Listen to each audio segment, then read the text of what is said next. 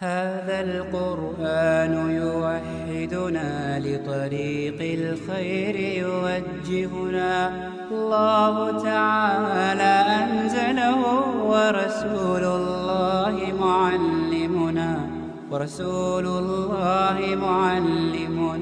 هذا القرآن يوحدنا لطريق الخير يوجهنا الله تعالى أنزله ورسول الله معلمنا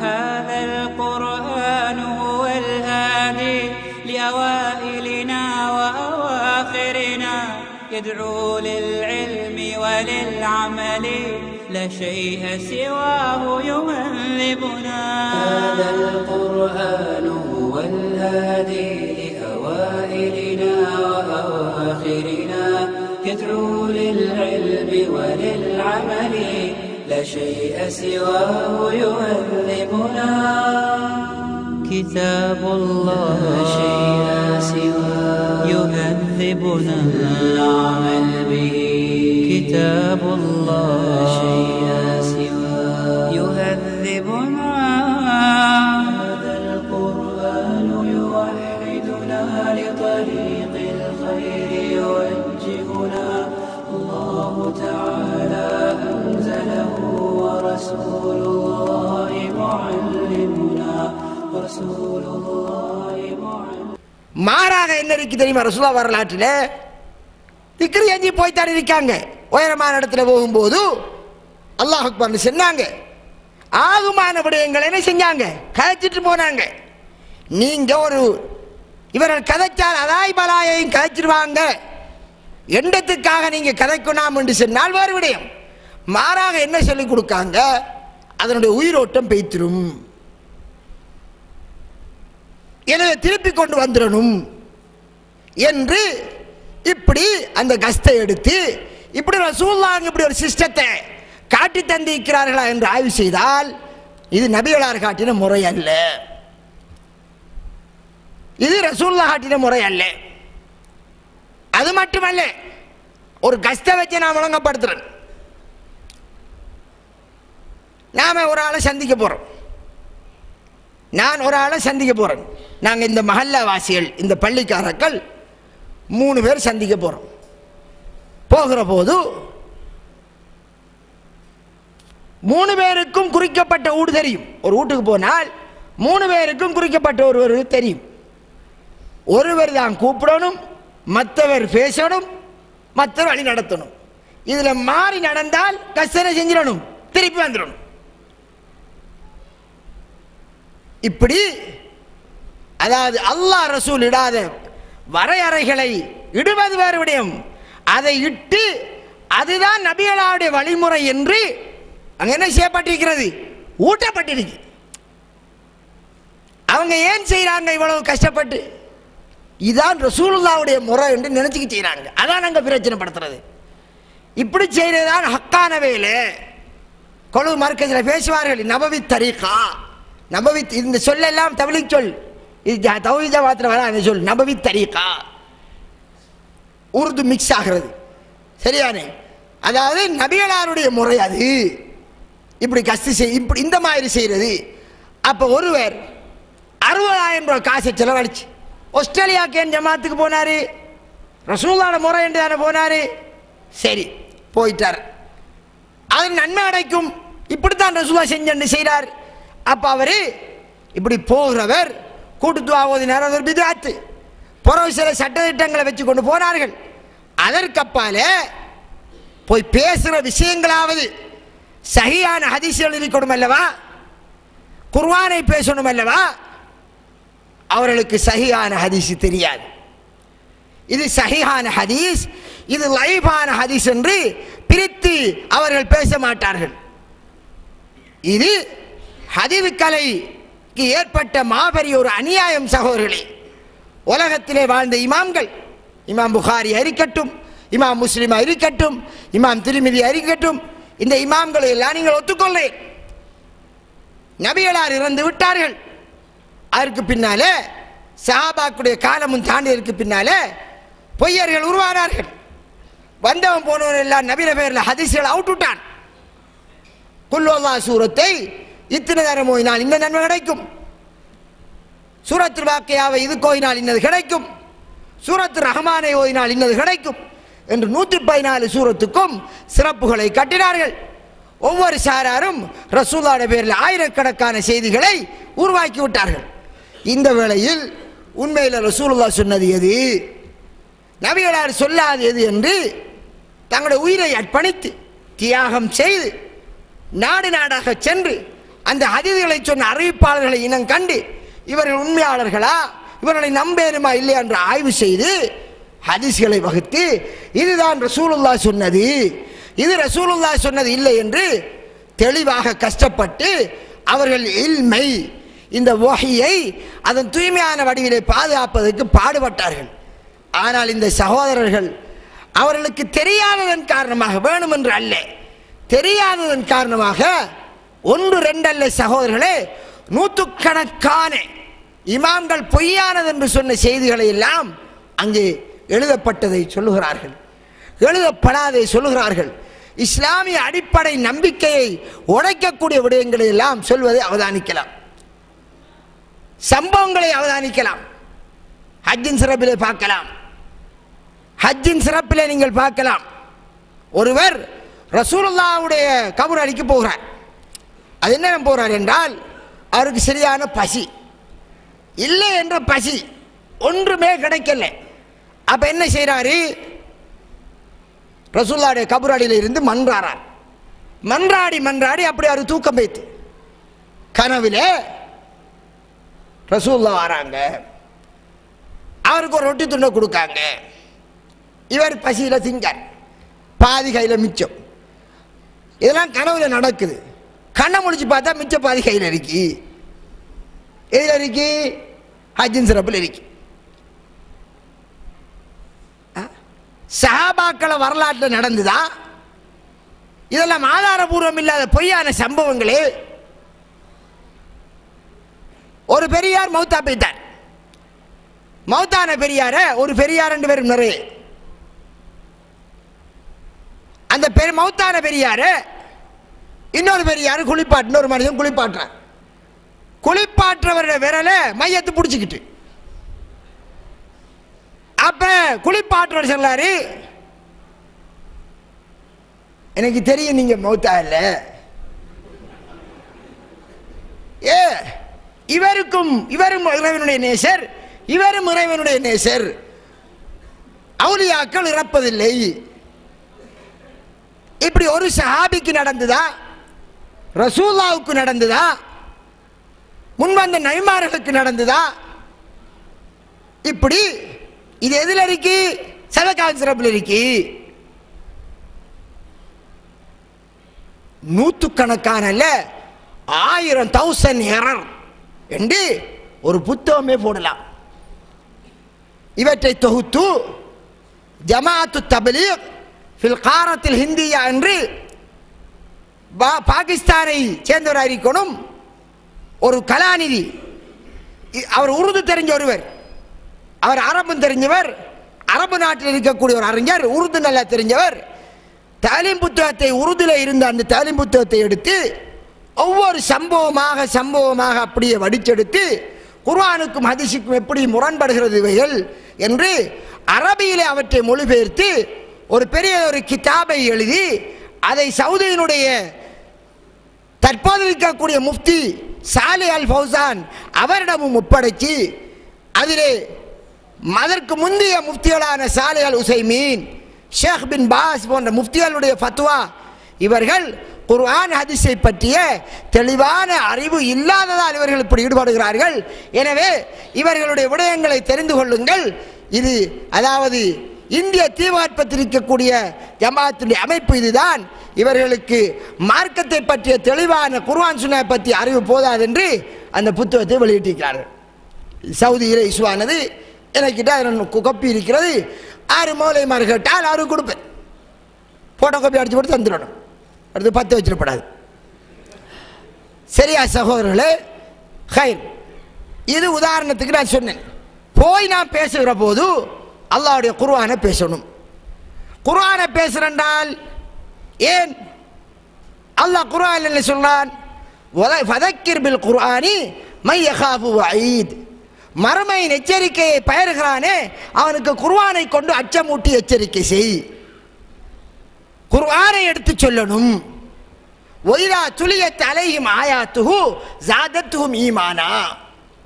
குர்ஆனுடைய வசனங்களை எடுத்து அவர்களுக்கு ஓதி காண்பிக்கப்பட்டால் ஈமான் அதிகரிக்கும் என்று அல்லாஹ் சொல்கிறான். எனவே நமக்கு பேச போகின்றவருக்கு குர்ஆனை பற்றி அறிவிக்கணும். அவருக்கு தெளிவாக இருக்கணும்.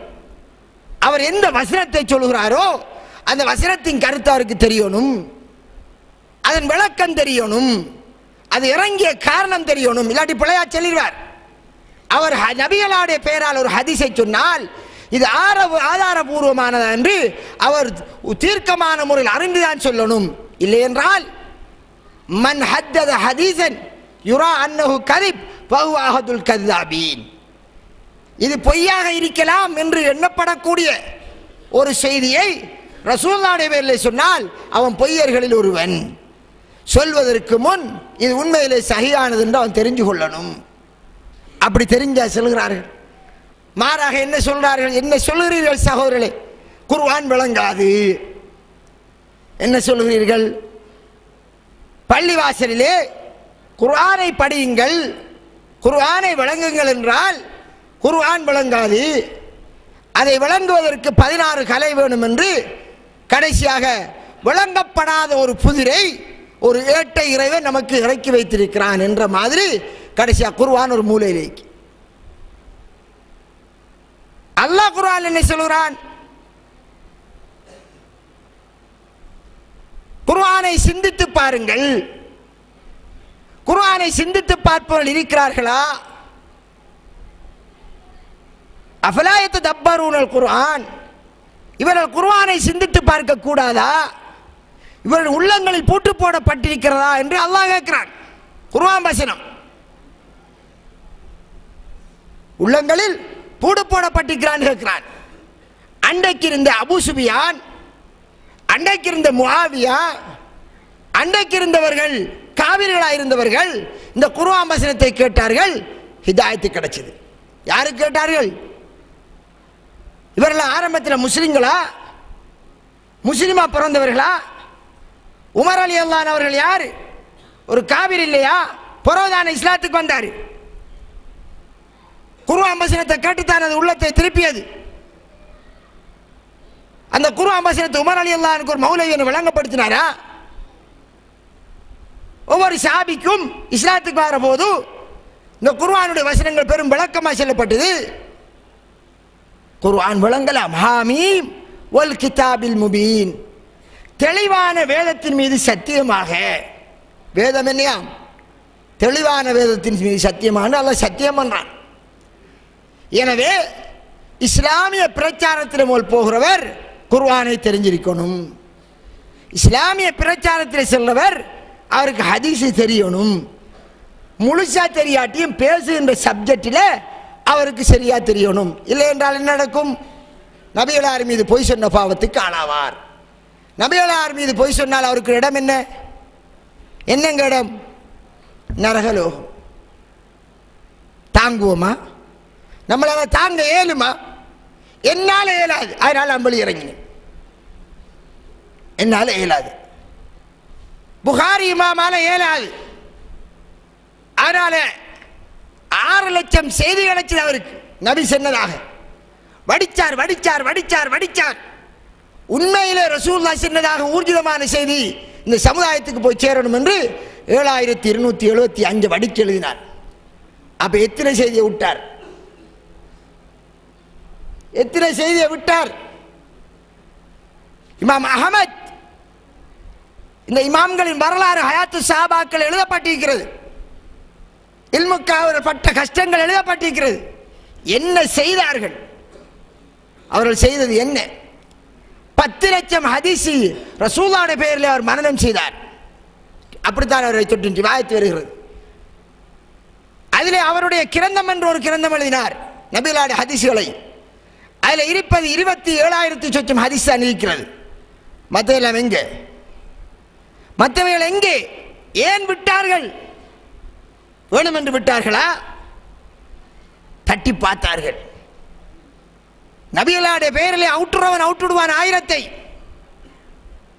ஒவ்வொரு காரணங்களுக்காக ரசூலுல்லாஹ் மீது பொய் சொன்னார்கள். வேணும் என்றும் சொன்னார்கள், தவறுதலாகவும் சொன்னார்கள். மறதியில் நாம் ஒன்றை செல்லாத செல்லன்னு செல்லலையா? கெசிங்கில் செல்லலையா? உன்னை மாற்றி செல்லலையா? ஒருவரோட கோபமண்டான் மீது இட்டு காட்டி செல்லலையா? இவைகளை எல்லாம் நபிகளாருடைய ஹதீஸிலே இஸ்லாத்தின் விரோதிகள் வந்து விளையாடி பொய்யை சொன்னார்கள். இஸ்லாத்தில் மோகம் கொண்டவர்கள் இஸ்லாத்தை விட்டு மக்கள் தூரமாகிற போது, முஸ்லிம்கள் பாவம் செய்கிற போது இவங்களை பாவத்திலிருந்து தடுக்க வேண்டும் என்பதற்காக நிறைய விஷயங்களை சொன்னார்கள். தொழுகையின் சிறப்பு இருக்கிறதே, அந்த தொழுகையின் சிறப்பிலே தொழுகையை பேணி தொழுவருக்கு 5 நன்மைகள், அதை பேணி தொழாருக்கு 15 தண்டனைகள் என்று ஒரு ஹதீஸில் வருகிறது என்று போட்டிருக்கு. இது தொழுகையினுடைய சிறப்பை பற்றி பேசுகிற போது பொதுவாக இந்த ஜமாத்தை சொல்லிக் கொடுப்பது. என் அன்பிற்குரிய சகோதரர்களே, இதை எழுதிய இந்த செய்தி எழுதிய இமாமே இது இட்டு கட்டப்பட்டது, இன்னார் தான் இட்டு கட்டியது எழுதி வச்சிருக்கார். அது இட்டு கட்டப்பட்டது என்று சொல்லப்பட்டதையே ரசூலுல்லாஹ் சொன்னது என்று இந்த பாமர மக்களை கூட்டிக்காந்து சொல்லிக் கொடுத்தால், உங்களை கூட்டிக்காந்து உங்களுக்கு சொல்லி தந்தால் உங்களுக்கு என்ன தெரியும்? நீங்கள் அப்படியே நம்பி செல்றீர்கள். இந்த பாவத்தை யார் சுமப்பார்? வழிகாட்டியார் சுமந்து கொள்வார். எங்களுக்கு சுமை வராது என்று சொல்றீங்களா? அப்படி வராது சகோதரிகளே. குர்ஆன் என்ன சொல்கிறது? மறுமை நாளையிலே ஒரு சாராரை முகங்குப்புற தள்ளி போடப்படுகின்ற வேளையில் எங்கே? நரகத்திலே. சொல்வார்கள், ரப்பனா இன்னா அத்தானா சாதத்னா குபரானா, எங்களுடைய ரப்பே, எங்களுடைய பெரியார்களுக்கும் செய்திகளுக்கு நாங்கள் வழிபட்டு விட்டோம், அவர்கள் எங்களை நேர்வழியிலிருந்து வழிகெடுத்து விட்டார்கள். எங்களுக்கு ஒரு தண்டனை என்றால் அவர்களுக்கு 2 தண்டனை கொடுப்பாயாக என்று நரகலோகத்திலே கிடப்பார்களே பாமர மக்கள். ஹசரத்துமாருடைய வழிகாட்டலினால், பெரியார்களுடைய பிழையான வழிகாட்டலினால் வழி தவறி போனவர்கள் யாரெல்லாம் வழி தவறி போனார்களோ அவர்கள் நரகத்தில் வேதனை செய்யப்படுகின்ற போது இப்படி துஆ கேட்பார்கள். அங்கே இருந்து கேட்பார்கள், யா அல்லாஹ், எங்களை இன்னார் இவங்க தான் வழிகெடுத்தது, எங்களை நரகத்திலிருந்து காப்பாற்றி என்று அங்கே கேட்க முடியாது. எங்களுக்கு வருகின்ற தண்டனை போன்று 2 மடங்கு கொடுப்பாயாண்டு கேட்க வேண்டி வருகிறதே. ஏன்? குர்ஆன் வசனம் சொல்லுகிறது. ஏன்? அதை நாங்கள் சிந்திக்க வேண்டும். அன்பிற்குரிய சகோதரர்களே,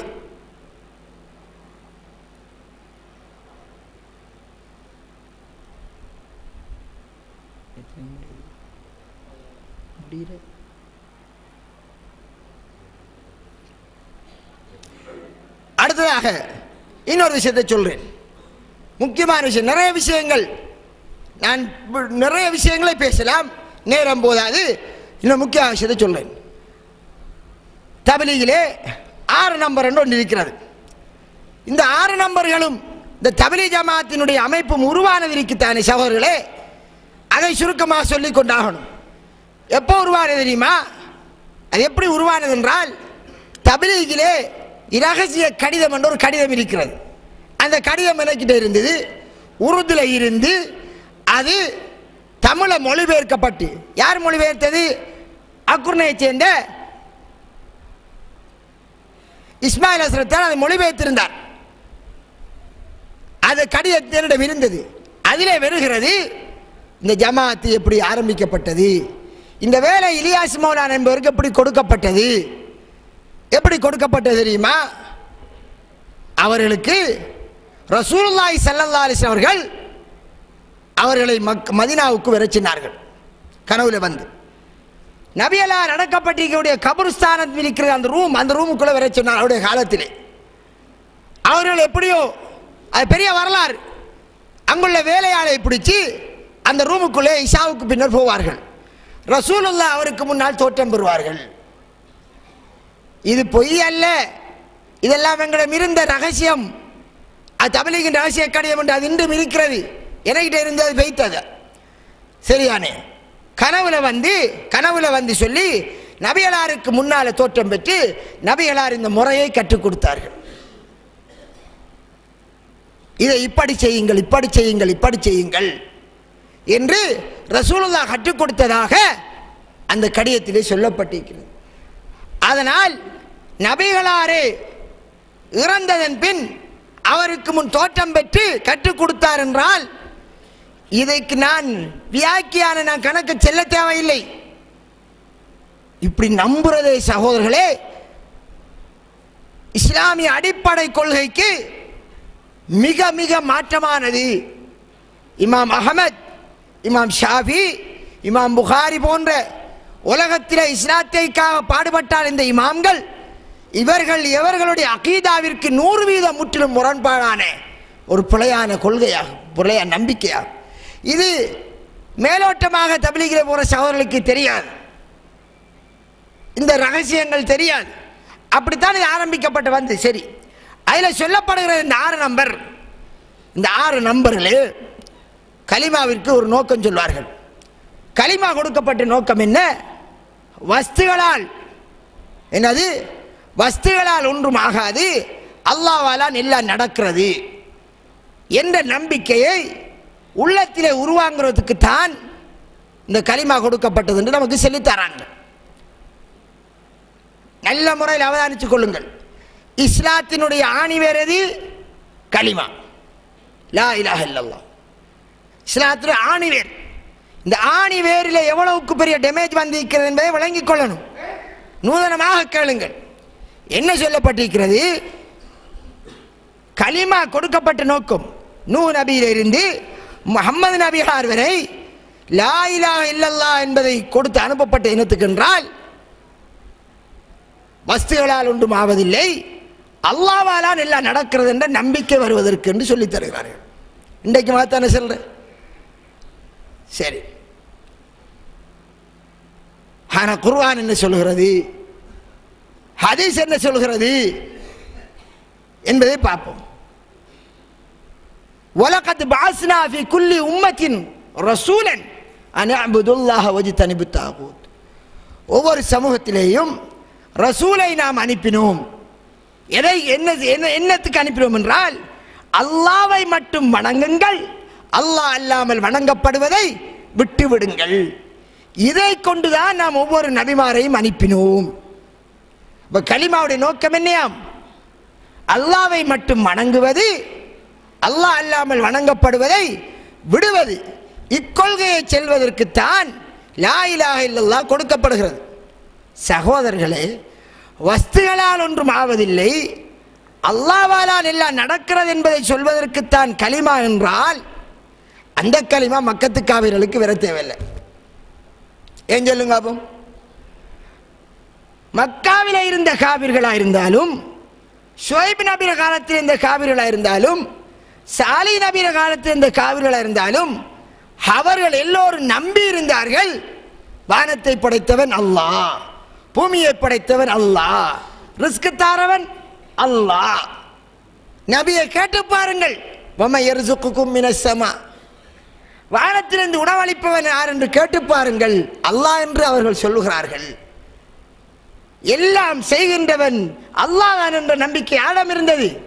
அபூஜஹலிடம் இருந்தது, உத்பாவிடம் இருந்தது, உமையாவிடம் இருந்தது. அவர்கள் நம்பினார்கள், எல்லாம் அல்லாஹ் தான் செய்கிறான் என்று நம்பினார்கள். அதனால தான் அவர்கள் முஹம்மது நபியிடம் கேட்டார்கள், ஸல்லல்லாஹு அலைஹி வஸல்லம், நீ அல்லாஹ்வுடைய தூதர் என்று சொன்னாய்தானே? அல்லாஹ்வுடைய தூதர் என்றால் அல்லாஹ்வால மட்டும் முடிவானதை நீ செஞ்சு காட்டணும். என்ன செஞ்சு காட்டணும்? சந்திரனை பிளந்து காட்டுறா. சந்திரனை பிளந்து காட்டு ஏன் கேட்டான்? அந்த கேள்வி ஏன் வந்த? அது அல்லாஹ்வால மட்டும்தான் முடியுமானது. உனக்கும் அல்லாஹ்வுக்கும் இடையில தொடர்பு இருக்கும் என்றால், நீ அவருடைய தூதராக இருக்கும் என்றால், மனிதனால், சாதாரண மனிதனால் செய்ய முடியாதை நீ என்ன செஞ்சு காட்டலாம்? செய்து காட்டலாம். அப்ப நாங்க என்ன செய்வோம்?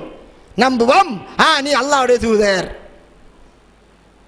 அப்ப அந்த மக்கள் 100% நம்பி இருந்தார்கள். வஸ்துகளால் ஒன்றும் நடப்பதில்லை. யாரால் நடக்கிறது? அல்லாஹ்வால் எல்லாம் முடியும். அதனால தான் சாலிஹ் நபியினுடைய கூட்டம் கேட்டது, நீ அல்லாஹ்வுடைய தூதர் என்று சொல்லாதானே, அல்லாஹ்வுடைய தூதர் நீ என்று இருந்தால் அல்லாஹ்வால மட்டும் தான் முடியுமானது. ஒரு பெரிய மலைக்குள்ள இருந்து ஒட்டகம் கொண்டு வாரது, அது ஒரு மலையிலிருந்து தண்ணி வரலாம், ஒட்டக குட்டி உசுரோட வரணுமா? அது அல்லாஹ்வால மட்டும்தான் முடியும். 7 மணி செஞ்சு காட்டி அப்ப நம்புறோம். அப்ப அப்படி நம்புறோம் என்ற கருத்து என்ன? அல்லாஹ்வால் முடியும் மலைக்குள்ள இருந்து ஒட்டகத்தை வெளியாக்குறது, அல்லாஹ்வால் முடியும் மண்ணை பார்த்து நீ உணவாகிவிடும் என்றால் உணவாகிவிடும், அல்லாஹ்வால முடியும் அசாக்கோலை போட்டால் பாம்பாக்க முடியும். இந்த நம்பிக்கை ஆடம் இருந்தது. யாருடைய நம்பிக்கை? காபிர்களிடம் இருந்தது. எனவே அவரிடம் முற்கூட்டியே இருக்கிறது அந்த நம்பிக்கை. அந்த நம்பிக்கை உள்ளவர்களிடம் கலிமா கொடுக்கப்பட்டால் அல்லாஹ்வால எல்லாம் நடக்கிறது என்பதை உள்ளத்தில் ஏற்படுத்தினதான் அந்த கலிமா கொடுக்கப்பட்டிருந்தால் அந்த கலிமா அவர்களுக்கு தேவையில்லை. காரணமே அவர் அந்த நம்பிக்கையில் இருந்திருக்கிறார்கள். அப்ப ஏன் கொடுக்கப்பட்டது? அவர்கள் அல்லாஹ்வால எல்லாம் நடக்கிறது என்று நம்பினாலும் அந்த அல்லாஹ்விற்கு மட்டும்தான் வணக்கங்கள் சொந்தமானது, அதில் இன்னொருவருக்கு எந்த பங்கும் இல்லை என்பதை அவர்கள் ஏற்றுக்கொள்ளவில்லை. எல்லாவற்றையும் செய்யக்கூடிய அல்லாஹ் அவனை தரகர் இல்லாமல் நெருங்க முடியாது என்று சொன்னார்கள். அவனை நாம் வணங்குவதென்றால் நேரடியாக வணங்க முடியாது, ஆள் போட்டுத்தான் வணக்கணும் என்று சொன்னார்கள். அவர்கள் என்ன சொல்றார்? எல்லாம் அல்லாஹ் தான் செய்கிறான், ஆனால் அந்த அல்லாஹ் கிட்ட நேரடியாக கேட்க முடியாது. அதனால தான் நாங்கள் தரகர்களை வைத்து அல்லாஹ்வை நெருங்குகிறோம் என்று சொன்னார்கள். அப்ப கலிமா கொடுக்கப்பட்ட நோக்கம் என்ன? வஸ்துகளால் ஒன்றும் ஆவதில்லை, அல்லாஹ்வால எல்லாம் நடக்கிறதுங்கிறதா? அல்லாஹ் மட்டும்தான் வணக்க வழிபாட்டுக்கு சொந்தக்காரன், அவனுடைய அந்த தன்மையில் இன்னொருவருக்கு பங்கில்லை என்று அல்லாஹ்வை ஏற்றுக்கொண்டார்கள் ஒரு பகுதியிலே என்றவர்களிடம் தெளிவுபடுத்தி, நீங்கள் அல்லாஹ்வை ஏற்றுக்கொள்கிறீர்கள், அதே நேரம் அல்லாஹ்வை மறுக்கிறீர்கள், எனவே அல்லாஹ்வை முழுமையாக ஏற்றுக்கொள்ளுங்கள் என்று வணக்கத்தை நிலைநாட்டுவதற்குத்தான் கலிமா. இதை அப்படி தெளிவாக சொன்னால் என்ன நடக்கும்? பள்ளிவாசல்களே இன்றைக்கு தௌஹீத்வாதிகளுக்கு என்ன நடக்கும்? அது நடக்கும். நபிமார்கள் செய்த பிரச்சாரம் என்ன? பள்ளிவாசல் அடி உழுந்தது. அது இன்று உழுகிறது இவர்களுக்கு, அன்று நபிமார்களுக்கு அடி உழுந்தது எதற்காக? வஸ்துகளால் ஒன்றுமாவதில்லை, அல்லாஹ்வால் எல்லாம் நடக்கும் முஹம்மது நபி சொல்லியிருந்தா அபூ ஜஹல் எதிர்த்திருப்பான ரசூலுல்லாஹ்வை? உத்பா எதிர்த்திருப்பானா? என்னங்க நாம 2 ஒன்றதான செல்லம் என்றாலும் வந்திருப்பான். எனவே கலிமாவுடைய நோக்கமே என்ன செஞ்சு விட்டது? மாறிவிட்டது. அதனால் கலிமாவுடைய பிரச்சாரமே மாறிவிட்டது. எனவே அவர்கள் ஈமானுக்கா பாடுபடுகிறோம், ஈமானுக்கா பாடுபடுகிறோம் என்று சொல்வார்கள். என்ன சொல்வார்கள்? ஈமானுக்கா பாடுபடுகிறோம். ரசூலுல்லாஹ் மக்காவிலே 13 வருஷம் பாடுபட்டார்கள் சொல்கிறார்கள்.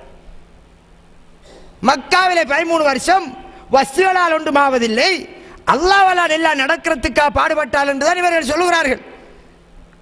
இது ரசூலுல்லாஹ் மீது பொய் கூறுவதில்லையா? நூஹ் அலைஹிஸ்ஸலாம் 950 வருஷம் வஸ்துகளால் ஒன்றுமாவதில்லை, அல்லாஹ்வால் எல்லாம் ஆகிறது என்ற கொள்கைக்காக பாடுபட்டார்கள். எதற்காக பாடுபட்டார்கள்?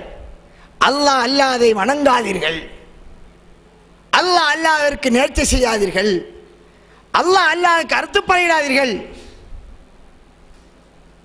என்று அல்லாஹ்வுக்கு மட்டும் அந்த உபூதியத்தை இபாதத்தை தரிப்படுத்துவதற்கல்ல பாடுபட்டார்கள். எனவே சகோதரர்களே, உண்மையிலே இந்த பிரச்சாரத்தை அந்த பிரச்சாரத்தை இப்ப யார் செய்கிறார்கள்? தௌஹீத் ஜமாஅத் செய்கிறார்கள். அதுதான் கலிமா கொடுக்கப்பட்ட நோக்கம்.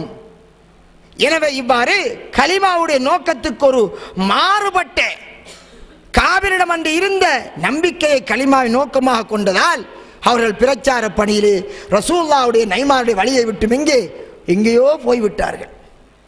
அதனால் இவர்கள் மக்காவில் ரசூலுல்லாஹ் 13 வருஷம் ஈமானுக்காக பாடுபட்டால் என்று சொல்லி மக்களை கூப்பிடுகிறார்கள்.